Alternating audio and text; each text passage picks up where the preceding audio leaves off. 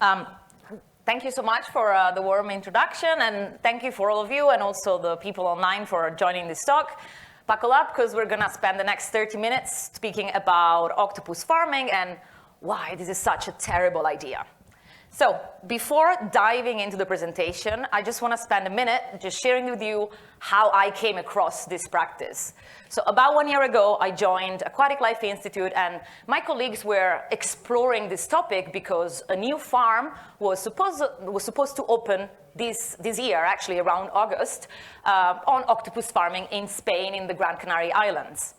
Now, we started sort of investigating the different concerns surrounding the practice, and as being a newbie to the aquatic animal space, I just started doing some research online. This is one of the first pictures that I found that really captured my attention. It's not really the picture itself, actually, but it's the caption that got my attention, which says, "Octopus raised in captivity, like this one, could save their wild relatives from overfishing." Now, as an hardcore vegan, it's very hard for me to see farming as something positive. As an activist, though, I feel that it's sort of my duty to challenge what could be my own assumptions. So we spent a lot of time really investigating and researching if this claim from the industry was true. And I'm standing here in front of you today, after almost 1 year, advocating for a ban on octopus farming, to really share with you why this is a symbol of what humans shouldn't be doing. This was actually the title of an article that came out in The Guardian just a few months ago, and I think it perfectly encapsulates the issues that we see with octopus farming. Just a brief overview of what I would like to go through today with you. Obviously, the main concerns, as I always say, welfare concerns are almost one, I don't want to say tiny aspect, but it's one aspect of the problem. So I really want to try to give you an overview of everything that concerns octopus farming. I want to also dive a little bit more into the logic that the industry is trying to sell by claiming that this is a sustainable practice. And we're going to look at some videos and photos. I should say that some might be disturbing. Unfortunately, I'm sure you've all seen worse. And I also want to leave you with some efforts that are being done on the global scale, as well with some concrete actions that you can engage with after we finish talking about it. So very briefly about Aquatic Life Institute. For those of you who don't know us, we were founded in 2019 to address the gap in the global animal rights movement about aquatic animals. Our mission is to reduce the suffering of the trillions of aquatic animals which are either commercially caught at sea or raised in aquaculture facilities. Our three main pillars of work are coalition building, policy change, and research. As you can see, these are all based on scientific evidence, which dictates everything we do. We align with the core principles of effective altruism, and we run several coalitions. I put here the Aquatic Animal Alliance, because many NGOs actually here at CARE are part of that alliance, and also the Aquatic Animal Policy Focus Group, which is a group that I relaunched, let's say, at the beginning of this year, which consists of experts and people interested in policy opportunities for aquatic animals on a global scale. Here in the pictures, you can see some of my amazing colleagues. Some of you might have met them at AVA. So why are we here today talking about this terrible, terrible idea? So we're here because in this past few years, the consumer appetite for what is usually referred to as exotic and fancy meat really grew massively, and octopus is one of these animals. Obviously, so far, octopus farming doesn't exist. So what humans did to sort of fill this demand was to overfish the ocean, basically, from these animals. Now, instead of seeing this as a concern, the industry saw this as a great opportunity, right, to fill in the supply gap and sort of balance the demand and offer. The reason, though, we've seen one of the claims that I showed you in the first picture, let's stop overfishing by farming them. Actually, we know that the main reason for the industry to do that is profit, right? These animals have very high value, are very high value on the marketplace, and hence we believe this is the main reason for them to be interested in this species. I also wanted to share with you some sort of places where actual attempts have been carried out of breeding them, although we approach this as a global issue.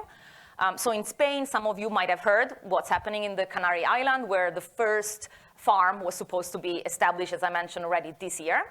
In Mexico, there is a research facility, which is actually, it's a farm masquerading as a research facility, where they are already selling, we believe not very legally, octopuses to the surrounding restaurants.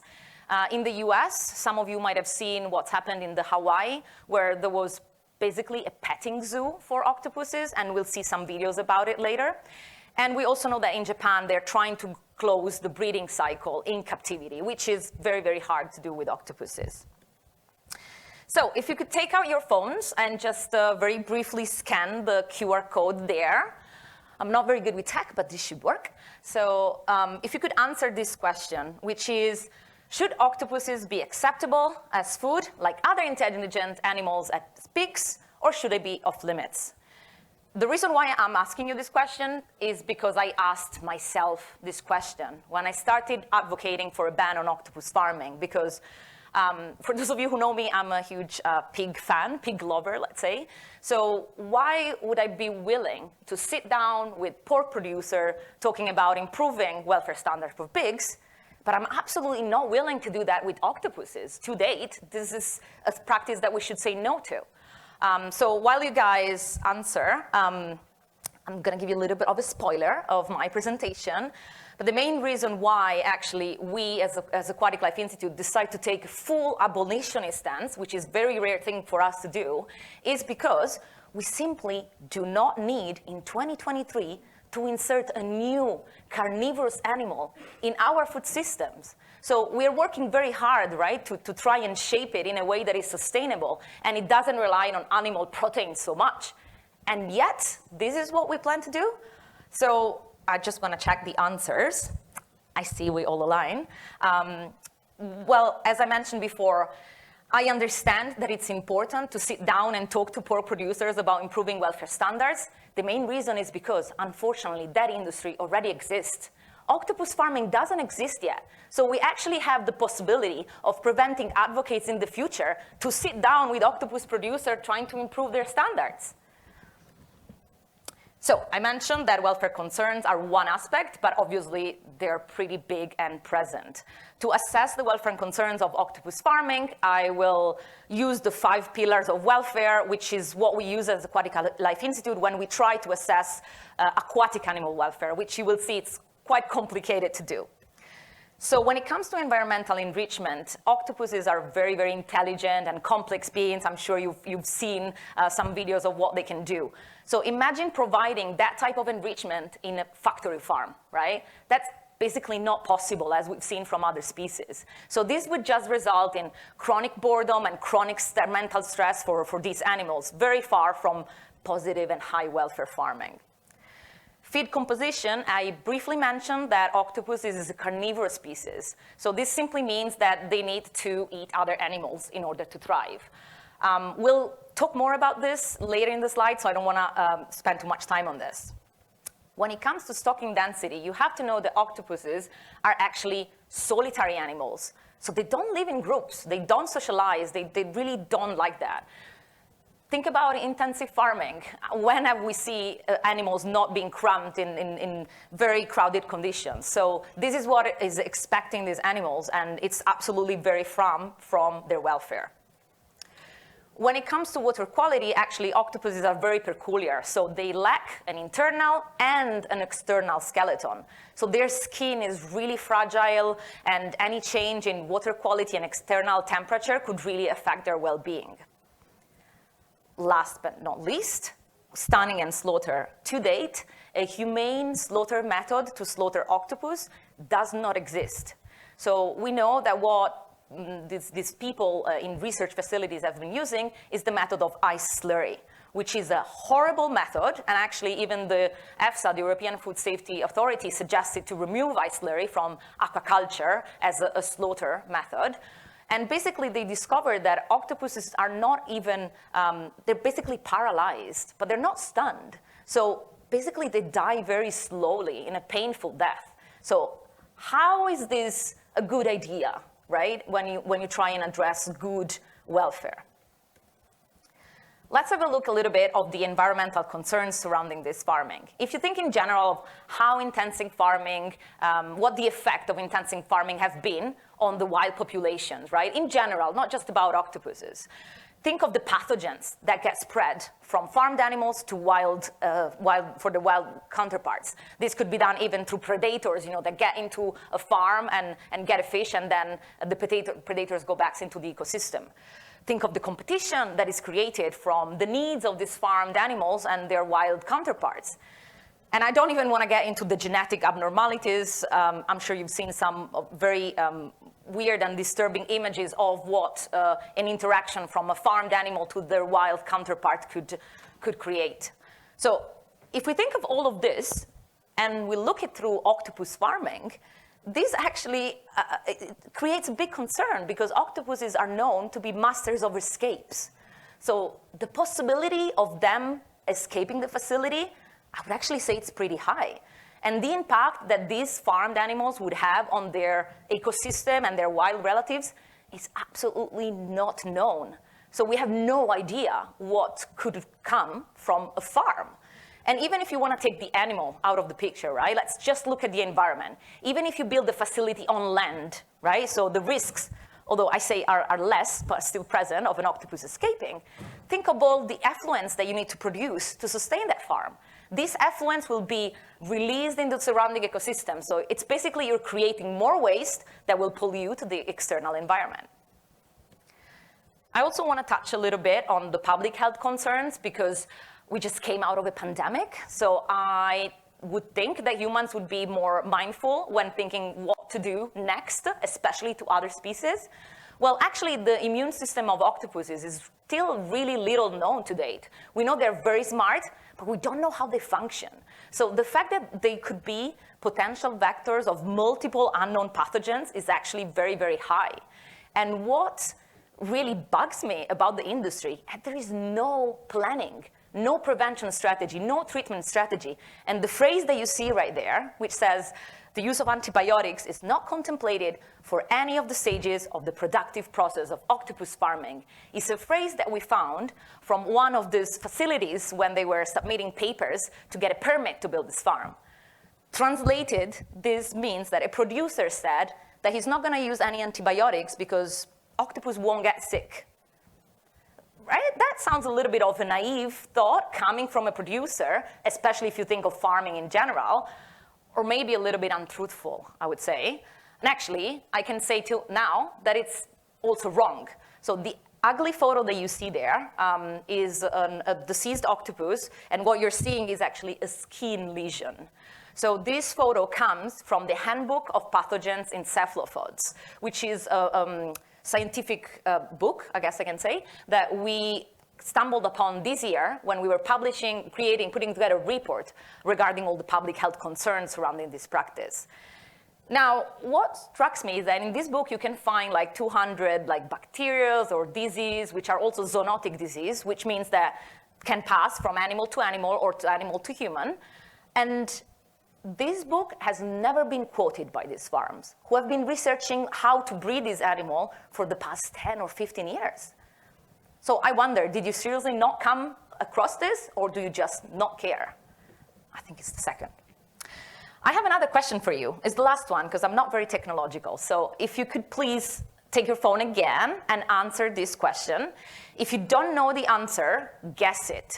Because, the point is not really here to just to test you on the knowledge, but this will help me sort of move into the second part of the presentation.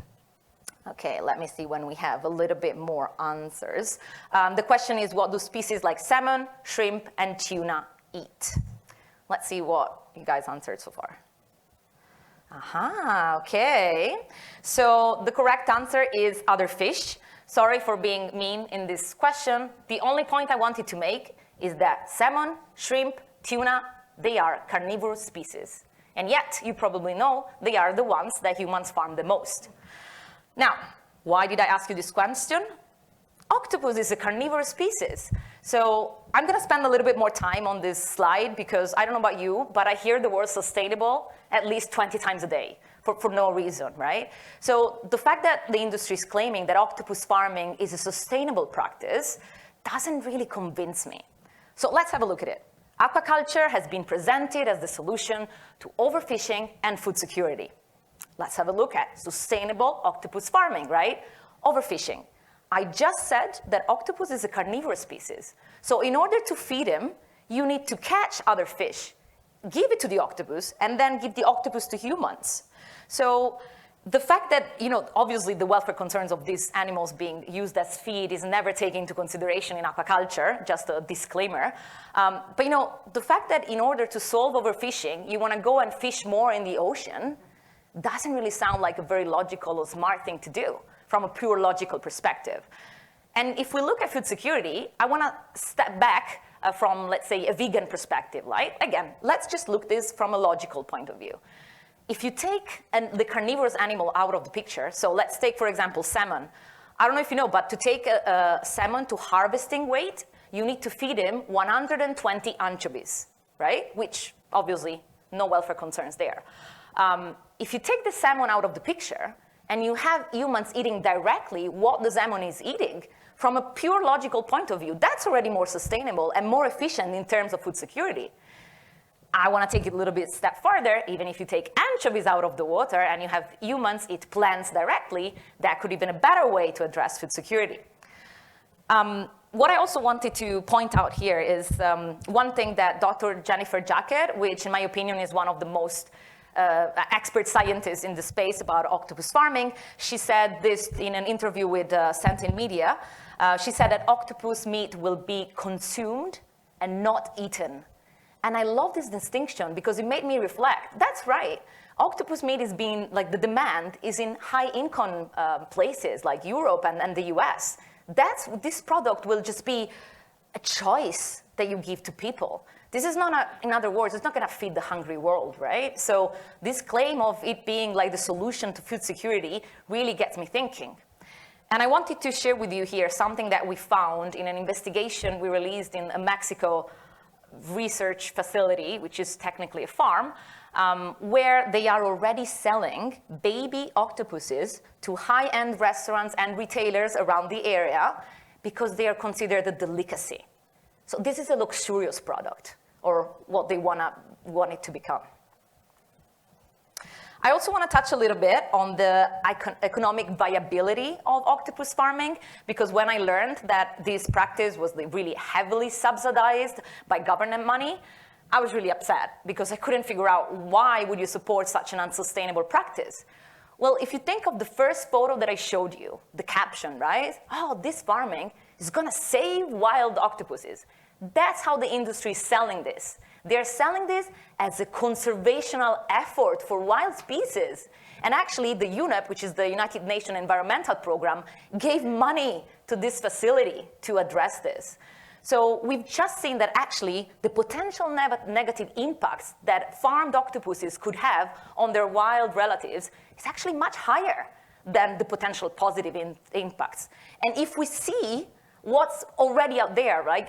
I don't know always going to get back to salmon, but I think we already have a very good example of what is not working, right? So if you think of the global production of farmed aquatic animals, like, again, salmon, has that displaced the need to catch animals in the wild? Absolutely not. So this is actually empirically wrong. So this is not how it's going to go. It's going to go in the direct opposite direction.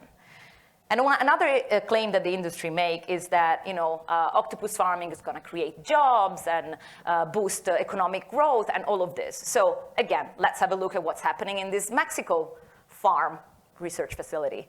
The local fishermen who used to rely on wild octopuses, to fish and to make a living out of it, are now struggling. Because this research facility, I mentioned already that closing the breeding cycle of the octopus it's very difficult. I don't want to get into details, but trust me on that. Like breeding an octopus, it's very, very hard because they're not suited to being farmed. So this facility is actually catching pregnant females out of the ocean, taking them inside, taking the eggs into an incubator, and then farming these animals.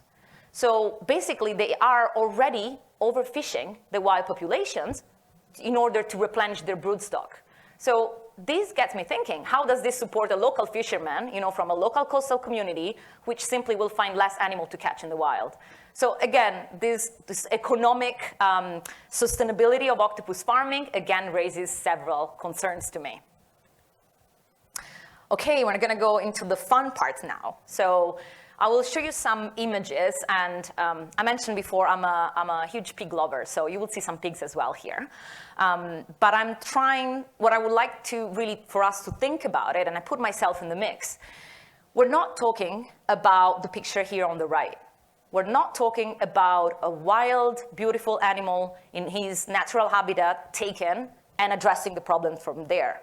We're talking about taking that animal and putting it in a barren tank. That's what we're planning to do to octopuses. Now, the photos and videos you will see are from Laura Lee Cascada from the We Animals media, and I think hopefully you will understand the type of analogy that I'm trying to make. So some of you might be familiar with this. This is a building in China, the one on the right, where it's filled with pigs. I don't even want to go into the concerns that we see, in this picture or what this could cause. But this building is filled with crates with pigs. I believe the claim was not to have environmental impacts or something like that. This just got me thinking, and I'm showing you this really to reflect on this together. Humans like pigs. We know that they're fun, they're intelligent, like people like to interact with them. Yet, it's socially acceptable to farm them. This is socially acceptable, to put them in crates in a building. So it got me thinking. People like octopuses. People think octopuses are smart. What would prevent us from, putting that animal instead of the cages, imagine like a lot of tanks in a building? That's the future. That's what octopus farming will look like, right? Just picture these animals in tanks instead of the crates. I've taken this a little bit farther, so bear with me. Maybe if I can make the presentation go? Yes. So these photos that you see here, maybe you might be less familiar with this. This is another building in China, which is called the Pig Hotel. The room that you see there is a room that you can rent. I think it's like $1,600 a night. You can sleep there and get a good view of pig pens. Now, don't ask me why people would actually want to engage in such an activity, but I think as activists, we need to acknowledge that people think this is fun, that this is a luxurious thing, right? That it's a fancy thing you take your partner after an engagement date or something like that. So again, it got me thinking. And I want to show you some videos here, again, from the Hawaiian petting zoo. Have a look at how people interact with these animals.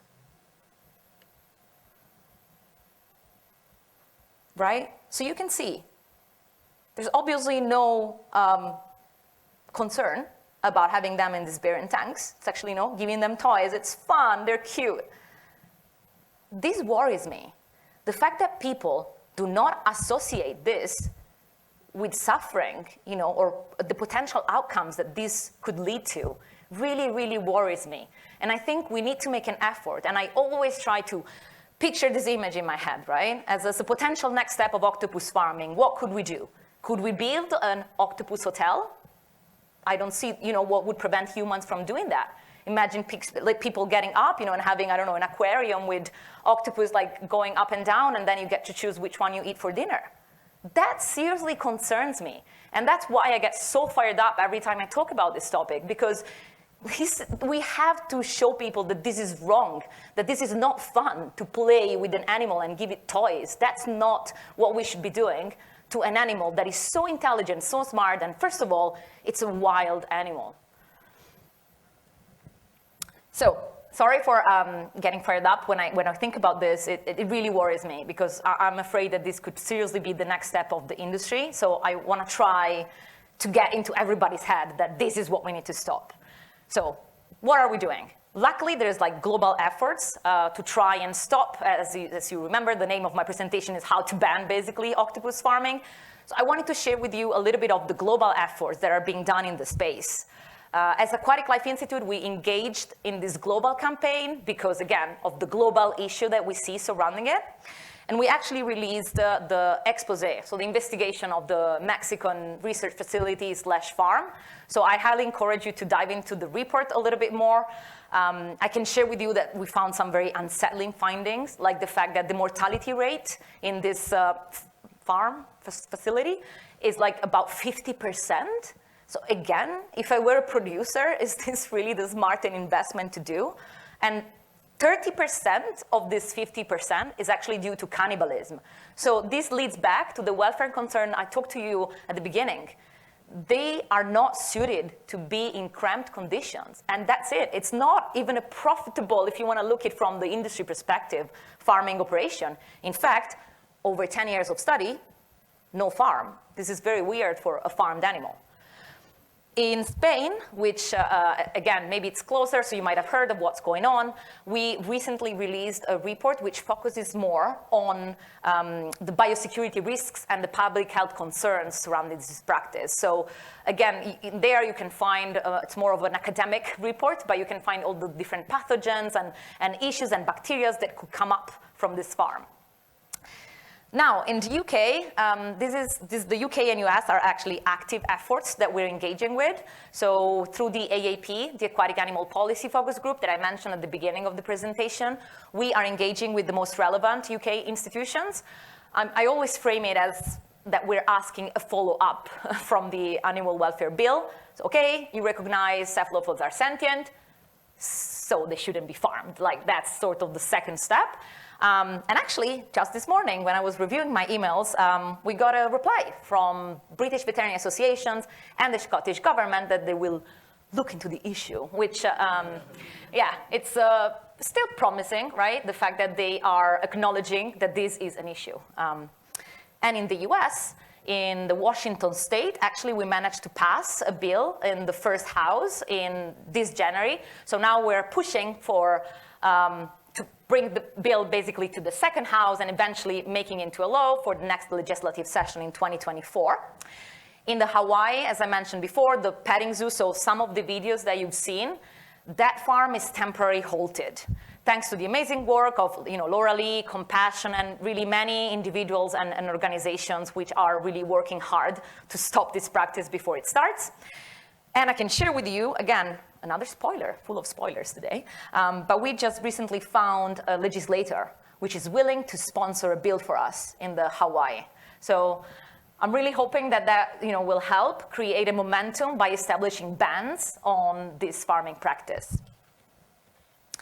So I promised that I would leave you with some practical things you can do.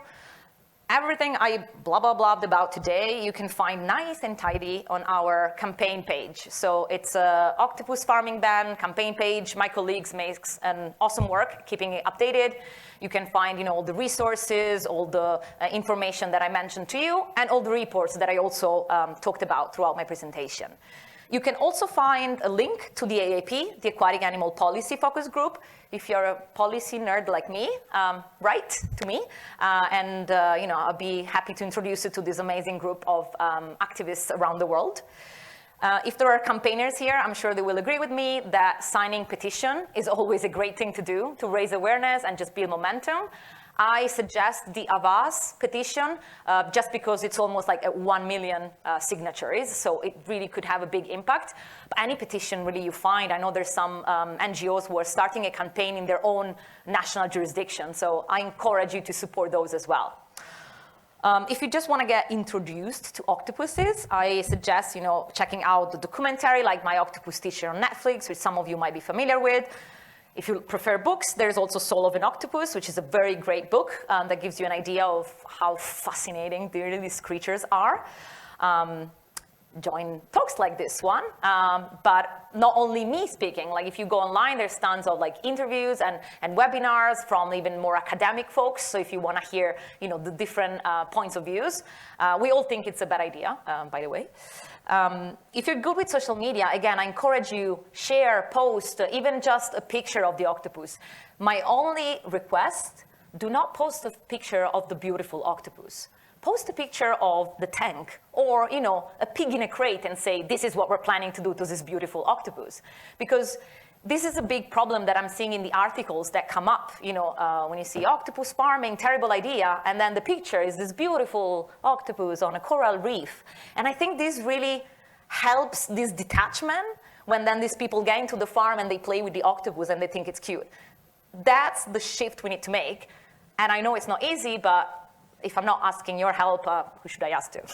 If you are not good at social media like me, but you're more into policy nerd stuff, you can write. So write position statement or even just flag this to your legislator, to your policymaker, raise the issue. Again, create momentum for this. I always forget about this, so I inserted it. If you've got an artistic flair, in our campaign page, there is a place where you can submit an artistic submission. And again, don't take this lightly, like really anything we can do to raise awareness about the issue is really fundamental to stop this practice before it even starts. So in general, just immerse yourself in the issue. However, it fits your personality. Chances are is that if you are like me, you would get fired up, and now you have some tools to do and arguments to make when people from the industry try to claim this as a sustainable and positive practice. So just to summarize, I just want to recap with you some main takeaways that hopefully I managed to pass to you throughout the presentation. We really shouldn't be making the same mistakes we've made with land-farmed animals with aquatic farmed animals. If you look at octopus farming, this is the exact path we're on. We shouldn't be investing our money into practices that are cheap and effective. We really should make an effort to direct investments to alternatives form of food, right? Especially in the seafood world. So even exploring cultivated meat, I think could be a better option.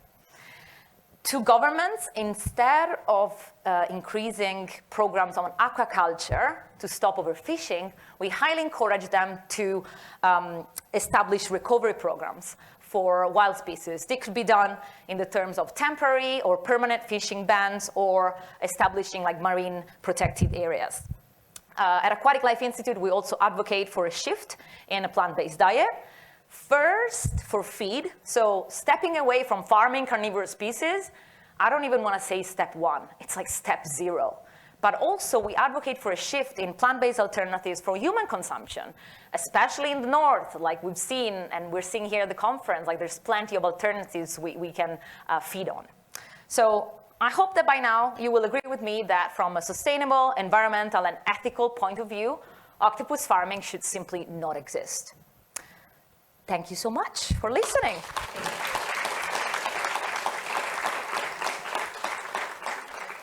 Okay, thank you, Giulia, for this amazing lecture.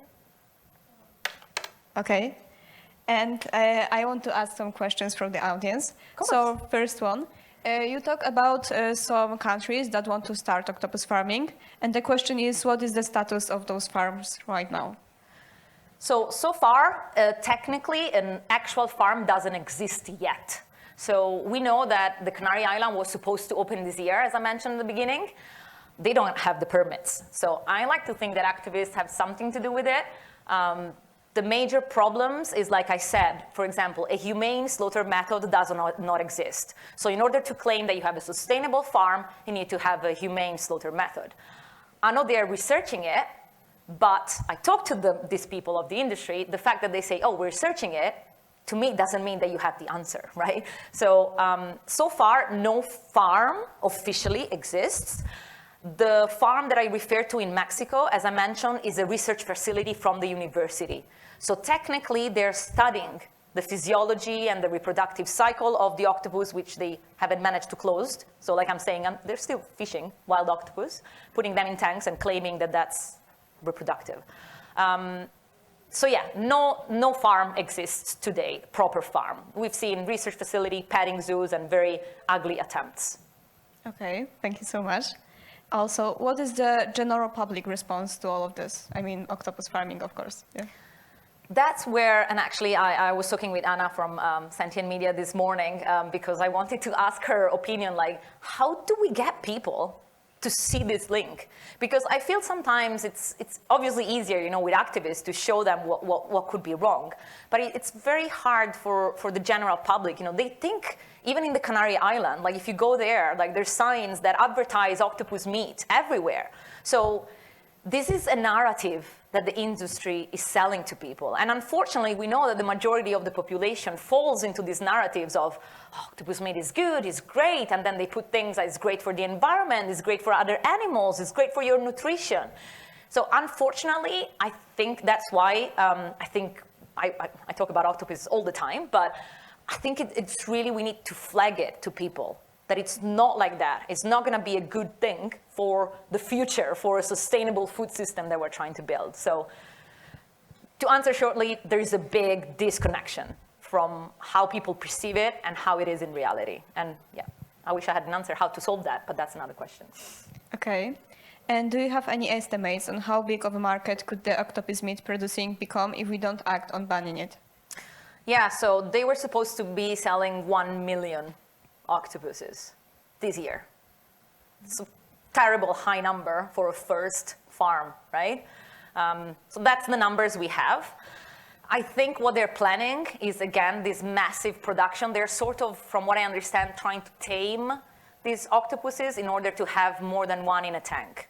That's why these numbers are so high. So that's what I envision for now, like 1 million animals for now a year. Let's say for now in Europe. And like, how much space does each octopus should have, like, you know, in regulations, I should say, maybe? I will answer the ocean. That's the space that octopus should have. But again, because it's so hard to assess, like, and actually high welfare octopus farming, you know, there was a report from Eurogroup and Compassion in World Farming that said that high welfare octopus farming is just not possible. So again, it's like the thing that I always go back to. Why don't you sit with octopus producers to talk about standards? There's no, how can I say, space requirement that would fit and meet their welfare needs.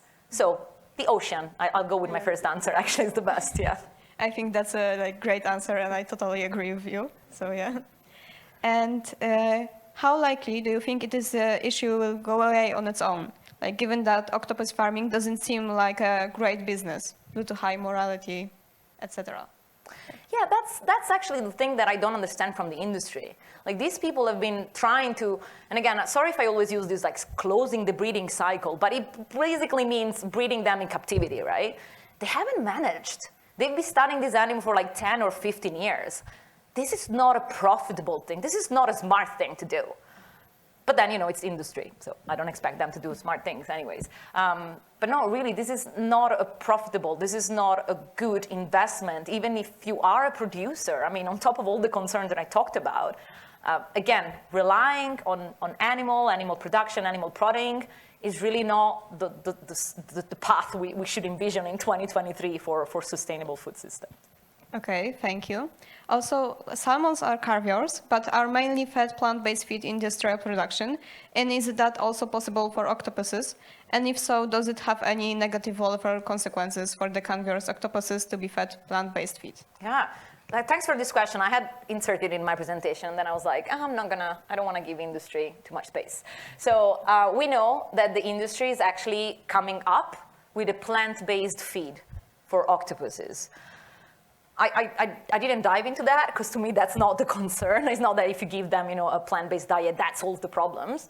But I have actually some concerns about it. Like, this is a carnivorous animal, just like salmon. Salmons couldn't thrive on a full plant-based diet, differently from humans, for example. So we know that there are attempts of building this plant-based feed for octopuses, and the industry is so happy about it. I really don't see that as the solution because they are carnivorous animals. So I think they should be allowed to eat what they need in the ocean by themselves. Okay, thank you. And this will be the last question as we are kind of running out of time.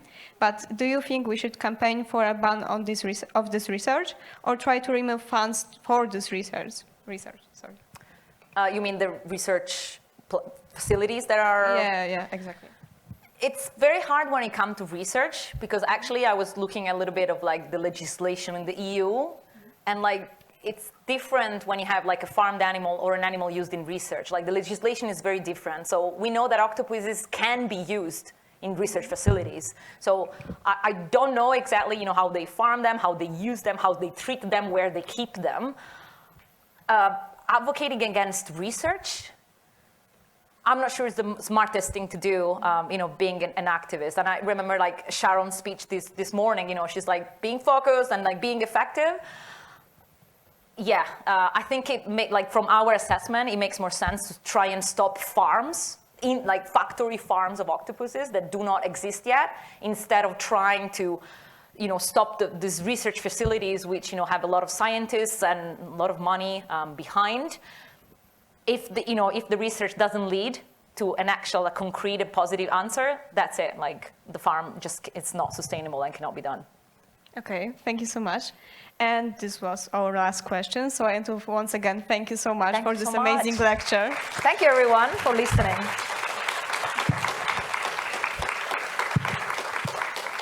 I think we all learned so much and it was very, very interesting. Thank you. And I also want to thank all the attendees for coming here today. And I hope you enjoy the rest of the conference. So thank you very much. Thank you everyone.